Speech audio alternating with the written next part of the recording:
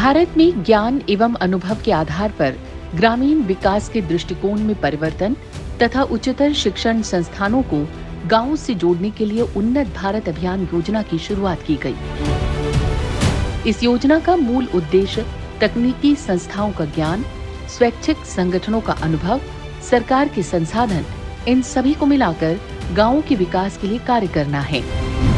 उन्नत भारत अभियान का 11 नवंबर 2014 को औपचारिक शुभारंभ किया गया। इस योजना के राष्ट्रीय समन्वय संस्थान के रूप में भारतीय प्रौद्योगिकी संस्थान दिल्ली यानी IIT दिल्ली को बनाया गया है।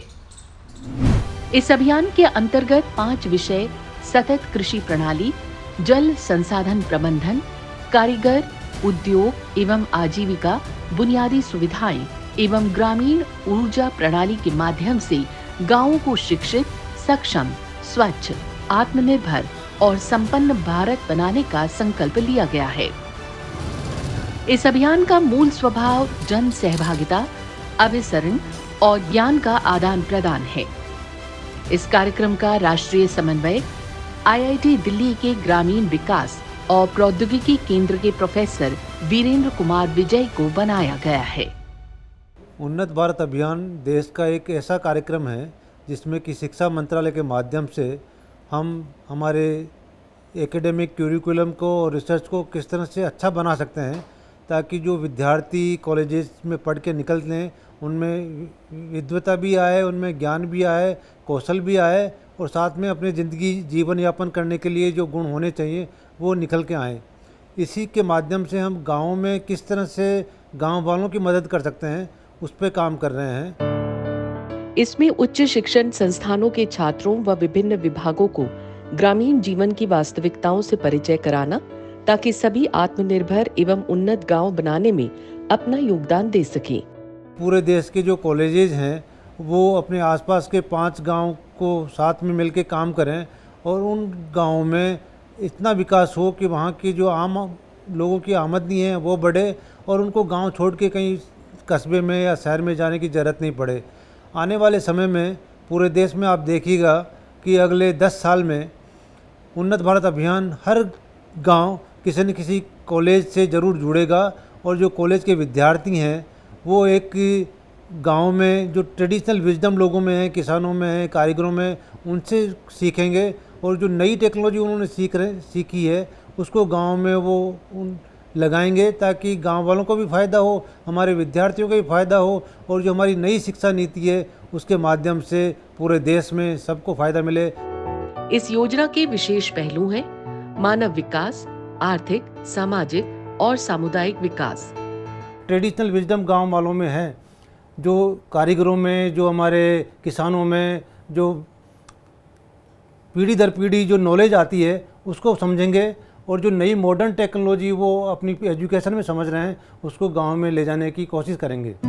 उन्नत भारत अभियान शिक्षा मंत्रालय का एक महत्वपूर्ण कार्यक्रम है जो महानगरों से ग्रामीण क्षेत्रों की ओर अग्रसर है, जिसके द्वारा उच्च शिक्षित छात्र अपने अर्जित ज्ञान और अनुभवों को ग्रामीण भारत की जनता के साथ तन्मयता से साझा कर रही है।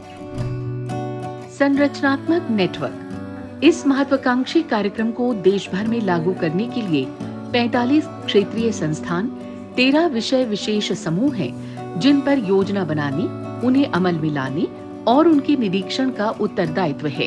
गेंडी खाता क्लस्टर में कुछ गांव हैं जिसमें हम काम करते हैं।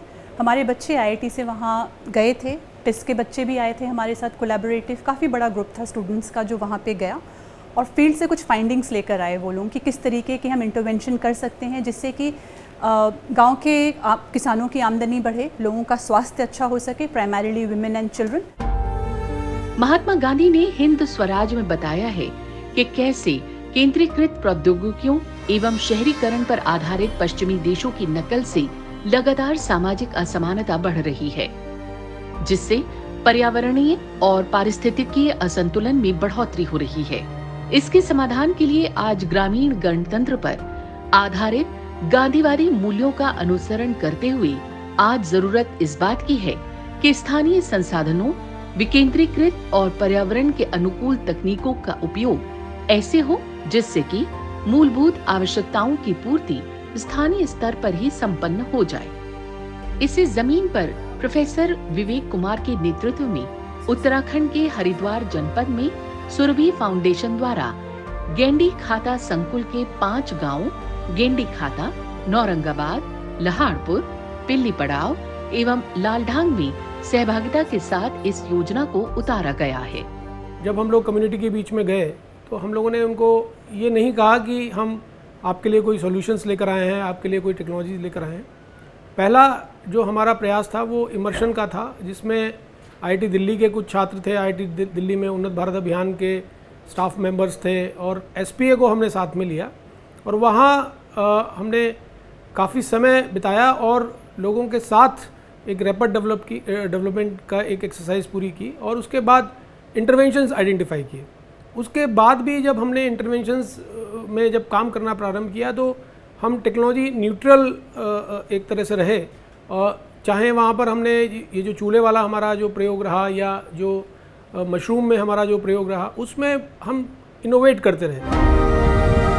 वर्ष 2017 में उन्नत भारत अभियान के एक समूह ने इन गांवों में उपलब्ध संसाधन एवं मूलभूत समस्याओं को समझने के लिए सहभागिता ग्रामीण अवलोकन के अंतर्गत पारिवारिक सर्वेक्षण, ग्राम सर्वेक्षण, समूह बैठक, सामाजिक एवं संसाधन मानचित्र के माध्यम से इन 5 गांवों के संसाधन एवं समस्याओं को चिन्हित किया, जिसमें प्रमुख संसाधन एवं समस्याएं देखने में आईं। प्रमुख संसाधन: इस संकुल में कृषि एवं पशुपालन रोजगार के प्रमुख संसाधन है। ये सभी गांव राजाजी राष्ट्रीय उद्यान अंतर्गत चिड़ियापुर रेंज के अधीन होने के कारण जंगल से घिरे हुए हैं। इन गांवों से गुजरने वाली रेवासन नदी के रेत खनन के कार्य से भूमिहीन परिवारों को वर्ष में 2-3 माह रोजगार का अवसर प्राप्त हो जाता है। इन गांवों की कुछ मूलभूत समस्याएं भी हैं। जानवरों द्वारा सब्जियों और फसल को नष्ट कर देना, रासायनिक खाद एवं कीटनाशकों के कारण लागत में वृद्धि, खरीफ की फसल के बाद किसानों की आय के स्रोत का बंद हो जाना और ईंधन में लकड़ी के उपयोग से धुआं जनित बीमारियों का होना। तमाम दवाइयाँ और ये रासायनिक खाद डालते हुए तमाम दिक्कतें आईं, लेकिन ऑर्गेनिक खाद डालने के बावजूद इससे हमें काफ़ी फ़ायदा भी हुआ। हम खुद जहर खाने से बचे और लोगों को बचाया। इस जैविक खाद के उत्पाद की जो है काफ़ी डिमांड बढ़ी है और लोग इसे पसंद भी कर रहे हैं। इस फसल को जो भी खाता है उसमें मिठास बहुत है और किसी रोग की क्षमता को खत्म करता है, जो कोई रोग नहीं आने देता ये। इन गांवों में उपलब्ध संसाधनों से ही समस्याओं का समाधान करने का प्रयत्न किया गया, जिसके लिए आईआईटी दिल्ली के ग्रामीण विकास एवं प्रौद्योगिकी केंद्र ने इन गांवों के विकास के लिए स्थानीय सहभागिता के साथ कार्य योजना बनाई, जिसमें कुछ प्रमुख कार्य शामिल किए गए, जैसे मशरूम की खेती का प्रशिक्षण एवं उत्पादन, धुआं रहित चूल्हे, पारिवारिक बायोगैस संयंत्र के उपयोग को बढ़ावा देना, जंगली जानवरों से कृषि को होने वाले नुकसान को कम करने के लिए लेमन ग्रास जैसे वैकल्पिक खेती को बढ़ावा देना, कृषि लागत में कमी एवं मिट्टी की गुणवत्ता में सुधार हेतु जैविक खेती के मसाले की प्रोसेसिंग एवं मार्केटिंग को बढ़ावा देना। रिसोर्स पर्सन थे, उनके साथ एक कांस्टेंट फॉलोअप किस तरह से होता है व्हाट्सएप के माध्यम से, वो हम लोगों ने किया और उसका बहुत पॉजिटिव इम्पैक्ट रहा। मशरूम का इम्पैक्ट हम लोग वहाँ देख ही रहे हैं कि किस तरह से वहाँ ओडीओपी के अंतर्गत वो जिला मशरूम में आया और अब जो मशरूम का जो एंटरप्रेन्योरशिप मॉडल वहाँ पर डेवलप हुआ है, तो वो एक बड़ी सक्सेस स्टोरी हम उसको कह सकते हैं। परियोजना निधि की व्यवस्था हेतु योजनाओं का प्रस्ताव बनाकर उसे ओएनजीसी नई दिल्ली को आर्थिक सहयोग हेतु दिया गया। ओएनजीसी नई दिल्ली द्वारा कॉर्पोरेट सोशल रिस्पॉन्सिबिलिटी के तहत वर्ष 2019 में वित्तीय सहयोग उपलब्ध कराया गया, जिसके बाद इन गांवों में प्रस्तावित योजनाओं का कार्य प्रारंभ किया गया। हमारे जाने के बाद केवीके के साथ उस पूरे 21 गाँव का जो पूरा संकुल है, उनकी प्रेजेंस वहाँ हुई। कृष्णायन गौशाला के साथ एक इंटरेक्शन बना, तो सुरभि फाउंडेशन जिनके साथ हम लोगों ने ये कार्य प्रारंभ किया था, उनकी एक स्ट्रॉन्ग प्रेजेंस होने के नाते इन सब का भी सपोर्ट उसमें रहता है। तो कुल मिलाजुला के एक बड़ा एक ऐसा मॉडल जिसमें कन्वर्जेंस भी है, नॉलेज शेयरिंग भी है, पार्टिसिपेटरी अप्रोच भी है, वहाँ पर खड़ा हुआ है। और इतने 3 वर्षों में लोग वहाँ एम्पावर्ड महसूस कर रहे हैं, क्योंकि उनकी बात समझी जा रही है, सुनी जा रही है, और उनकी रिक्वायरमेंट के हिसाब से, उनकी नीड के हिसाब से टेक्निकल सॉल्यूशंस की हम लोग बात कर रहे हैं। बटन मशरूम की खेती। मशरूम की खेती का प्रशिक्षण जुलाई 2019 में उद्यान एवं खाद्य प्रसंस्करण विभाग उत्तराखंड के साथ अभिसरण के माध्यम से देहरादून में किया गया। प्रशिक्षण के उपरांत इन किसानों ने अपने घर को मशरूम की खेती के अनुकूल बनाया और ओएनजीसी के आर्थिक सहयोग से इन्हें mushroom compost, button mushroom span, plastic bag इत्यादि उपलब्ध कराया गया। इन किसानों ने काफी सुगमता पूर्वक मशरूम की खेती अपने जीवन में पहली बार की और एक फसल चक्र के मशरूम की बिक्री से 5 से 8 हजार बचत करने लगे। तकनीक की सहायता से सभी साझेदारों, क्रेता, विक्रेता, आपूर्तिकर्ता को एक माध्यम से जोड़ा गया है, जिससे कि वे किसान एक दूसरे से सीधा संपर्क कर सरलता से व्यापार कर पाते हैं। मशरूम का इम्पैक्ट हम लोग वहाँ देख ही रहे हैं कि किस तरह से वहाँ ODOP के अंतर्गत वो जिला मशरूम में आया, और अब जो मशरूम का जो एंटरप्रेन्योरशिप मॉडल वहाँ पर डेवलप हुआ है, तो वो एक बड़ी सक्सेस स्टोरी हम उसको कह सकते हैं। सन 2018 में उन्नत भारत अभियान द्वारा ट्रेनिंग मिली मशरूम की, जिससे हमने ये मशरूम शुरू किया है, मशरूम सीजनल शुरू किया है। अब हम हर साल इसको करते हैं, हर साल हम मशरूम सीजनल करते हैं, इससे हमें बहुत ज़्यादा प्रॉफिट होता है। मतलब जैसे उन्नत भारत अभियान ये एक स्कीम थी, बहुत ही अच्छी स्कीम, बहुत लोगों ने इसमें अपना योगदान दिया और काफ़ी आजीविका भी चलाई, अपने भी चलाई और लोगों की भी चलाई। अगर हमें इस तरह के प्रोग्राम मिलते रहें तो हम शायद यह है कि अपने साथ साथ कई औरों की भी आजीविका चला सकते हैं। बाल बच्चे वाले इंसान जो है वो बाहर नहीं जा सकते, तो वो घर पे रह के अपना काम धाम भी कर सकते हैं, इस काम को भी देख सकते हैं आराम से। Oyster mushroom. बटन मशरूम की अच्छी खेती एवं बिक्री से उत्साहित किसानों ने कोविड-19 के समय ऑयस्टर मशरूम की खेती प्रारंभ की और किसान अपनी लागत मूल्य को निकालने में कामयाब रहे। एक तरह से किसान दोनों तरह के मशरूमों के उत्पादन में सिद्धहस्त हो गए। कोविड-19 के दौरान गेंडेखेता संकुल में 2 गांव, पिल्ली पड़ाव एवं लालढंग में स्थानीय लोगों ने 2 बड़े मशरूम फार्म हाउस का निर्माण कर उत्पादन प्रारंभ किया। इनकी मशरूम उत्पादन क्षमता प्रतिदिन 1500 से 2000 किलो है। इस मशरूम फार्म हाउस में काम करने के लिए 80 से 90 स्थानीय महिला एवं पुरुषों को रोजगार का अवसर मिला है। मशरूम उत्पादन के साथ ही जिला प्रशासन के सहयोग से मशरूम का चयन एक जिला एक उत्पाद के अंतर्गत किया गया है। मिनिस्ट्री ऑफ फूड की एंड प्रोसेसिंग इंडस्ट्री के तहत 1 डिस्ट्रिक्ट 1 प्रोडक्ट में भी मशरूम हरिद्वार क्लस्टर का पार्ट है, तो उसको भी हमने बहुत एग्रेसिवली फॉलो किया, काफ़ी ट्रेनिंग प्रोग्राम्स की, और अब जो वहाँ मशरूम बनता है, जो भी मशरूम वहाँ उगता है, वो डायरेक्ट फील्ड में जाता है और 100% सोल्ड आउट हो जाता है। लेमन ग्रास की खेती। भारतीय मृदा एवं जल संरक्षण संस्थान देहरादून के वैज्ञानिकों की देखरेख में किसानों की आय को बढ़ाने, बंजर भूमि को कृषि लायक बनाने एवं जंगली जानवरों से बचाने के लिए जंगल से सटे इलाकों में लेमन ग्रास की खेती की शुरुआत हुई। आज की डेट में 20 एकड़ के लगभग लेमन ग्रास की खेती की जा रही है, जिसमें हम जहां आप लोग हम खड़े हुए हैं, यहाँ से उनको सीड भी उपलब्ध कराते हैं। स्टिक लेमन ग्रास की जो स्टिक है, इसको भी उपलब्ध कराते हैं। पहला किसान मैं ही हूँ जिसने यहाँ पे लेमन ग्रास वो किया है, लगाया था। तो इसका फ़ायदा बहुत है, जंगली जानवरों नुकसान नहीं करते इसका। किसानों ने इसे वैकल्पिक खेती के रूप में अपनाना शुरू कर दिया। वर्तमान में लगभग 10 हेक्टेयर से इसकी खेती सहकारिता विभाग उत्तराखंड के सहयोग से की जा रही है और 2 लेमन ग्रास तेल निकालने का संयंत्र भी पिल्ली पड़ाव एवं श्यामपुर में लगाया गया, जिससे कि किसान तेल निकालकर अतिरिक्त आय अर्जित कर रहे हैं। अभी हमारे यहाँ ऑयल का प्लांट भी लग चुका है पिल्ली पड़ाव के अंदर। अब इसकी लगता है खेती काफ़ी मात्रा में किसान करने लगेंगे। एसेंशियल ऑयल एक्सट्रैक्ट करने के लिए जो भी प्लांट है वो यहाँ नहीं था। अब इनकी एफर्ट से एक कोऑपरेटिव डिपार्टमेंट की तरफ से एक प्लांट इस गांव में लगाया गया है। इसकी वजह से अब ज़्यादा से ज़्यादा लोग भी उत्सुक हैं ये लेमन ग्रास कल्टीवेशन के लिए। प्राइमरीली लेमन ग्रास कल्टीवेशन का आइडिया ये था कि वो जो वहाँ का क्लाइमेट है वो लेमन ग्रास के लिए बहुत ही एप्ट है, तो लेमन ग्रास वहाँ उगाया जाता है, काफ़ी अच्छे यील्ड्स आते हैं, रिजल्ट्स आते हैं। और हम देख रहे हैं क्योंकि हम वहाँ पे पिछले 5-6 साल से बहुत मिशन मोड में काम कर रहे हैं, तो there is an increment in the livelihood of the families there. धुआं रहित चूल्हा।